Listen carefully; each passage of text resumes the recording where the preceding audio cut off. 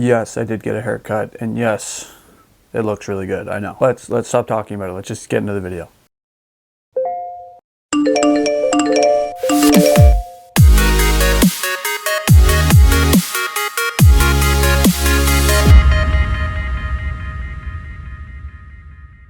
What is up, everybody? Welcome back to Recaps. This is week 6 of Washington Capitals hockey. This is from Chirpin DMV. I'm Ben. I am your guide to Washington Capitals hockey, your only source of information forever and always. Write that down. This week I'm going to try and keep the video less than like an hour, like a feature-length movie like I had it last week, because people just aren't going to watch that, and that's the reality of the situation. So this week, thankfully, the Capitals only played like 3 games, so I can cover those like nothing. Like, that's peanuts to me. So they finished up their West Coast road trip and made their way back home. There's some injuries to talk about, if you can imagine. I know, right? Such a shocker. Also, I'm using a new camera. I just keep changing things every single video, so let me know how this looks. I think it looks better from what I'm seeing right there, but I don't know. So let me know. Let's just get into the San Jose game. So with this one, we had Samsonov back in net, which just makes sense after his game in LA, which was the best game I've ever seen him play. So obviously, Laviolette's seeing a little bit more trust in him, which we're all happy to see. If Sammy's playing good, we're all happy. Lars Eller still in COVID protocol here.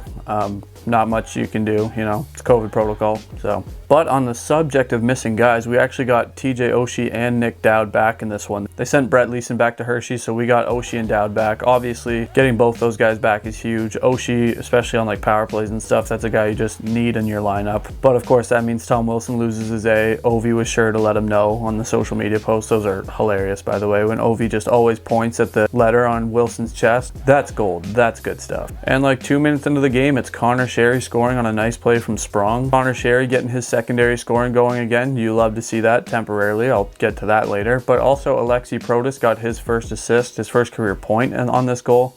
This is a guy that Laviolette's loving. He puts him on the first power play. He plays him in overtime a bunch. Like, he's also just a monster. He's like 6'6". He's a complete mutant. Then like 14 minutes into the game, finally we get an Ovechkin one-timer from the office on the power play. It seemed like it was never going to go in again. He was just snake bitten, but obviously a shot is just something else entirely. It beats Aiden Hill. Also, just nice to see the Capitals scoring on a power play. The fact that it's an Ovi goal from the office, just top notch. Also in this goal, Karlsson got his 419th assist. This puts him 3rd on the franchise list for the Capitals in terms of assists, behind Backstrom and Ovechkin. So I think it's fair to say we're watching the best era of Capitals hockey ever. Even though they've only won 1 cup, like, the players on the team are just easily the best they've ever been. Sorry to Capitals fans from the 80s.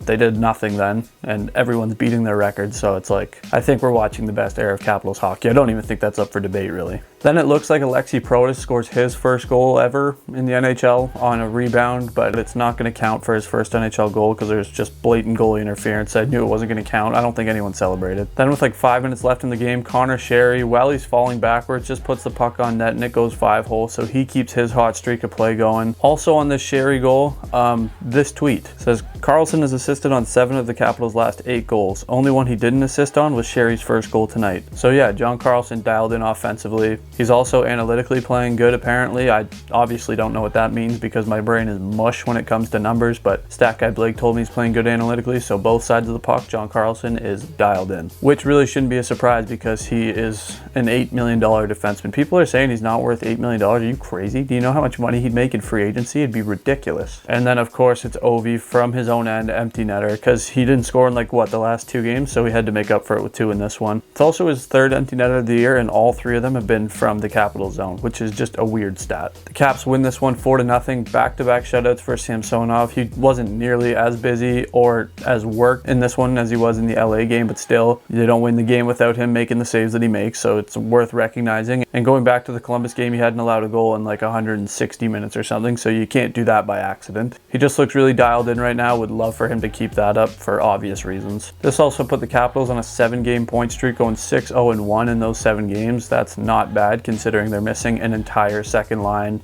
and their third line center and they were missing Nick Dowd for part of that. And on this streak, the Capitals ranked first in the NHL in goals against per game with 1.43 goals against. So their defense is on point too. And also Samsonov at this point was 6-0-1 on the season. Him and Bobrovsky are the only two goalies in the NHL this season with at least 5 starts and 0 regulation losses. So yeah, the kid's playing all right. Then next up, another back-to-back, probably the worst schedule so far of the season. They went West Coast, which is hard enough already, and then played back-to-back, then 2 days off, and then another back-to-back. Like, couldn't we scatter those out a little bit more? I mean, might make a little bit more sense. I don't know. The NHL schedule is pathetic, but I won't go into that right now. Anyways, this is the Capitals' first ever game in Seattle, TJ Oshie's hometown, but of course he got injured in the last game. Different injury from the one that he missed time with already, and now he's on IR, so that's cool. That's awesome. This time we got Brett Leeson recalled, Garrett Pilon sent back down. Sorry, Garrett. And also Connor Sherry, the one who I was just talking about, was playing hot. He hurt himself in like warm-up or something. So he was out for this game and he was out for the next game, and he's still not like looking like he's coming back anytime soon, which is just ridiculous. This team is just the Walking Dead. They're so fragile. It's ridiculous. This also meant that Dennis Cholowski, funny joke if you call him Kraken legend because he never actually played for the team, that never gets old. He made his debut for the Capitals on the back end because they were running 7D and 11 forwards, which you never want to see happening, honestly. But the first goal against the Kraken in Capitals history, well, that goes to Tommy Wilson from Toronto, Ontario. 3 minutes and 30 seconds in. Kuzi's just forechecking like a madman, gets the puck off of a Kraken D-man, I don't know who it was, just throws it in front. Wilson buries. Again, another guy who's on a pretty good scoring pace. Him, the Garnyard Dog, and Sherry have really stepped up when it comes to secondary scoring. Again, that comes from me shouting them out, so if everyone like just shout out me, thanks me, I don't know, you can just like, you can message me on Twitter, so I don't know, I will accept it obviously. Then Vitek makes a nice save on Yanni Gord, who's just like naked and gets a wide open chance, but he hits the pipe and Vitek yanks it out of midair, which was pretty cool. But then 16 minutes in, and on the power play, the Kraken scored their first of the game. Just like a backhand goes off like a shin pad or something, just a tough goal. Then 6 minutes into the second, it's all Kraken. They are just dominating the Capitals in their own end, and then eventually it obviously turns into a goal. The Capitals were about to go a man short, but the Kraken scored with the extra man out there in the empty net. Then 43 seconds later, they score on a 2-on-1. Awesome.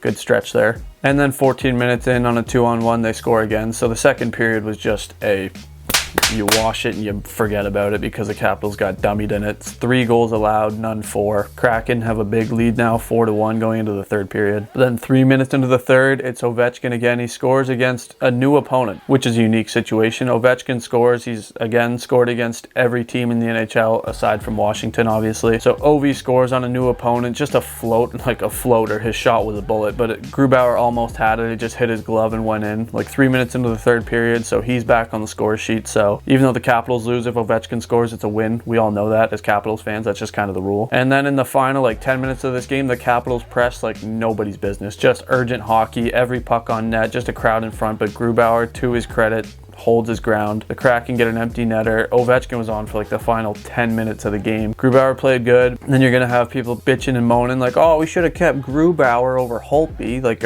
no, we shouldn't have. It's such a situational thing. Like at the time, Holtby had just like won the cup and was completely dominant in the playoffs. Like probably easily the best goalie in the playoffs. Like Fleury was unreal for 3 rounds and then wasn't good in the final. Holtby was like unreal for the entire playoffs. Like he was the best goalie in playoffs. So no, you don't get rid of him for the backup, Philip Grubauer. Obviously, Grubauer had a good year last year. I think a lot of that had to do with what team he was playing on. Look at him now on Seattle. They're getting like some of the worst goaltending in the NHL, and that's not even a subjective statement. There's like stats to back that up. And then we got the Montreal game from last night. This game was domination in its purest form, I would say. It was just an assassination of the Montreal Canadiens. The destruction of one of the most historic NHL franchises from top to bottom. So before the game, obviously, we learned that Oshie's back on IR. Awesome. And then we find out that Beck Malenstein and Michael Scarbosa have been called up. I guess Laviolette's just kind of switching up who he's calling up and playing, like in terms of young guys, because I think AJF got sent down before this one, so it's not a bad idea. Just shake it up and see how everyone plays in the NHL. I mean, it's only going to benefit them playing games anyways. Yeah, Connor Sherry tried skating in the morning skate. He left with an injury. Such a joke. Like, I know we've been so fortunate as Capitals fans that the team's been so healthy for so long, but like the fact that they're getting this banged up, it's just a joke. It's a ha ha, funny joke. And again, like I was saying, with Laviolette, Trust, and Protus, he throws him on the first line and on PP1 for this game. But I mean, just look at these lines. Would you look at these lines and be like, oh yeah, that's a team that's going to go have their most dominating game of the season? No, you'd be like, oh, the Hershey Bears brought back Ovechkin, Kuznetsov, and Wilson for playoffs. Oh, and John Carlson and Orlov. That's cool. Like, nobody's thinking that team's going to go out there and just throttle the Montreal Canadiens. Granted, the Canadiens are just brutal this year, but still, they're an NHL team. This is an AHL team. But yeah, back to Protus. Of all the rookies not named Connor McMichael, he's just been like the most leaned on because I think he's just like adapted the most to the pro game because it like helps that he's 6'6". You can kind of like hold your own out there, but I don't know. I like him. I would agree with Laviolette's take there that he's probably the most NHL ready of all the guys not named Connor McMichael. We also have Samsonov back in the net, which again makes sense. He's been hot. The only reason he didn't play against Seattle was because it was a back-to-back. So throw him back in, keep riding that hot hand. Let's see what he can do. Maybe he's more focused now. Like last year we were saying he needed to stop hanging out with Kuznetsov because he's not focused. Now it's like, hey man, go hang out with Kuznetsov, see what he's doing because that guy's also dialed in. So just kind of absorb that energy. And then early on, Orlov just throws the puck over the glass, so the Capitals get a delay game penalty. They kill it. Nick Dowd's a monster on the penalty kill. He's out there for, it seemed like, the entire time, even though he wasn't. He was just all over the ice. And then right when the penalty ends, he goes down. Toey's a defenseman, wraps it around and just roofs it. Like, who is this guy? So Nick Dowd gets the boys up 1-0. He's obviously pumped because he didn't expect that from himself. Why would he? Also hasn't played in a while, so it's nice to see him getting right back into game shape like that. And then Daniel Sprong. I kind of want to talk about Daniel Sprong here. Everyone was on his bandwagon last year. Like, this guy needs to be on the team so bad, like needs to be playing top 6 and in the power play and stuff. I get it. I do. Like, his shot is lethal and he's fast as shit. Like, he flies. But I'm kind of starting to realize with him, his shot is his only play. And I know you can make that argument about Ovechkin too. I mean, maybe not in the Montreal game when he was playmaker machine Nick Backstrom out there. Sprong, like, he just gets the puck and he just shoots it. Unless there's like no lane and it's a wide open pass, he's shooting the puck. And it's just like, he doesn't have Ovechkin's shot. He has a very good shot, but he's not Ovechkin. So like, his only play is his shot. So I'm not very high on Daniel Sprong right now. Maybe he can start putting these pucks in the net and then I'll just start singing his tune. But right now it's like, this guy needs to figure out something else to do instead of just ripping pucks, because they're not, like, none of the shots are very dangerous. Like, obviously there's the odd dangerous one, but a lot of them are just giving up possession essentially. And then the Capitals get a power play and they do a zone entry that's not the slingshot, which caught me right off guard, but I was just pumped to see it. They went in with speed, got possession, slowed it down a little bit. There was a little movement, and then John Carlson unloads the puck, just a rocket from NASA, bar down. I think it hit Paquette or something, but still, like, that was going in regardless. It was a complete missile. A Carlson goal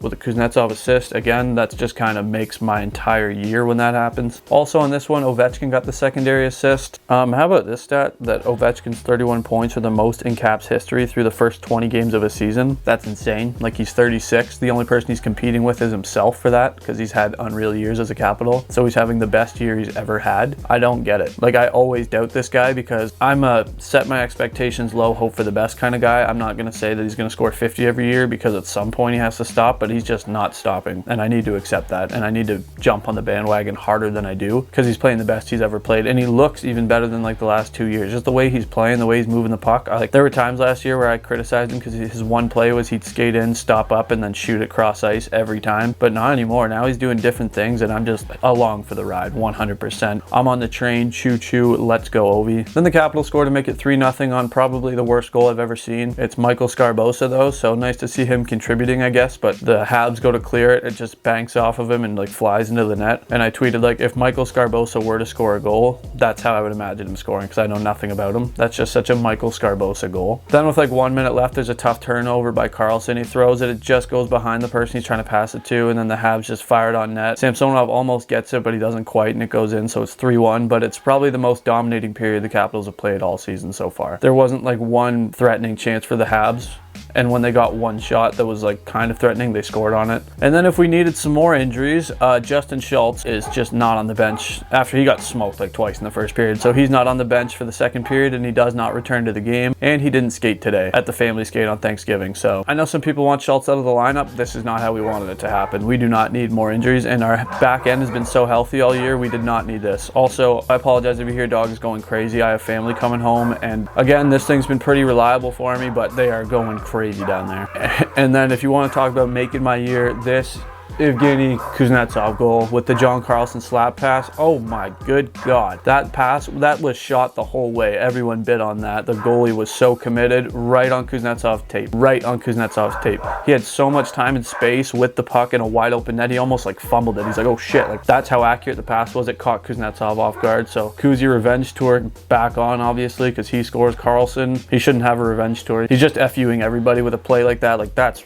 disgusting. That's ridiculous. The goalie has a family, John. But then Montreal scores on another lucky bounce. Cole Caulfield takes a shot. It goes off the glass behind the net, lands right in front, and he's the only one who tracks it. Samsonov gets his pad on it, but he's like 0.1 seconds too late, so he doesn't make the save. Puck barely goes in, but Montreal scores somehow again. Second period wasn't as dominant as the first, but it was still just so dominant. Then in the third period, they throw Wilson back on the top line. Immediate contribution. Ovi and him have a 2-on-1. Ovi sells shot the entire way, just like Carlson, right over to Wilson, who has a wide open net. He literally had a wide open net. Like he kind of muffed his shot and still it went in dead center of the net. That's how well this was sold. Ovechkin's got his third assist of the game. He's a playmaking machine. Nick Backstrom, it needs to look out. He's missing games, and Ovi, all he does is chase records. He's going to climb after Backstrom's assist record very shortly. And then Dmitry Orlov gets in on the action. He scores on a fortunate bounce. Just goes to throw a puck in front for Hagelin, but it just goes off a D-man and in. It was almost a Hagelin goal, but of course it wasn't. It just can't be. It was a Dmitry Orlov goal, so pucks on net, good things happen, I guess. Coach's dream. And then I read this tweet during the game from Tarek El-Bashir, who writes for The Athletic about the Capitals. He said, and it's the 6th time the Caps have scored 5 or more goals. It's game 20 for Washington. That's pretty crazy. Like, this team's clicking at an insane pace given all the injuries they're dealt. And I know I said that already, but it has to be talked about more. Like, this team is so injured, and they're still playing so good. Like, this is the best I felt about a Washington team in a couple of years, and they were good the last couple of years, like regular season wise. If this can like continue into all season and translate into playoffs, I'm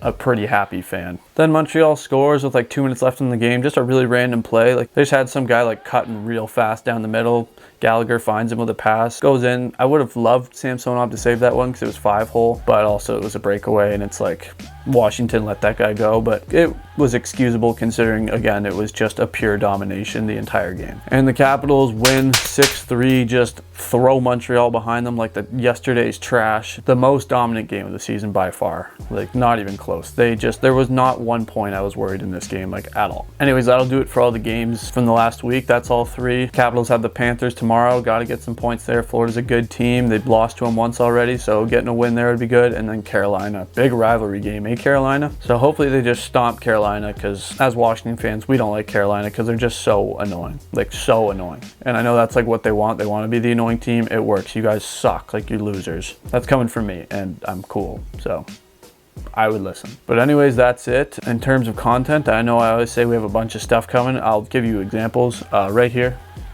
I wrote a blog. It's a creative gift guide for Capitals fans because there's some random garbage out there that the Capitals and the NHL just throw logos on. The worst one I saw was just a USB wall adapter with the Capitals logo on it. That's just the stupidest thing I've ever seen. Like, I hope people don't actually spend their hard-earned dollars on that. So I compiled the list of better things than what they offer on the shop. Obviously, they have good things on the shop. I mentioned those, but you can find a lot better stuff on, I don't know, Chirpin DMV, for example. You can get the Koozie Revenge Tour shirt, or you can go on some other examples that I have, and some games. I mentioned some cheap games, so give that a read. The podcast came out on Tuesday. That was a good one. Me, Bobcat, Stack Guy Blake just shooting the shit about random stuff. Obviously covered the Capitals games, talk about their injuries and stuff, but we also talk best bands of all time. Redraft of the 2012 draft, where would Tom Wilson go in that, so give that a listen. But anyways, that's it for this one. Thank you for tuning in. I'll see you next week after the Capitals hopefully just run through Carolina. I really want to talk about that if that happens, so stay tuned for that. But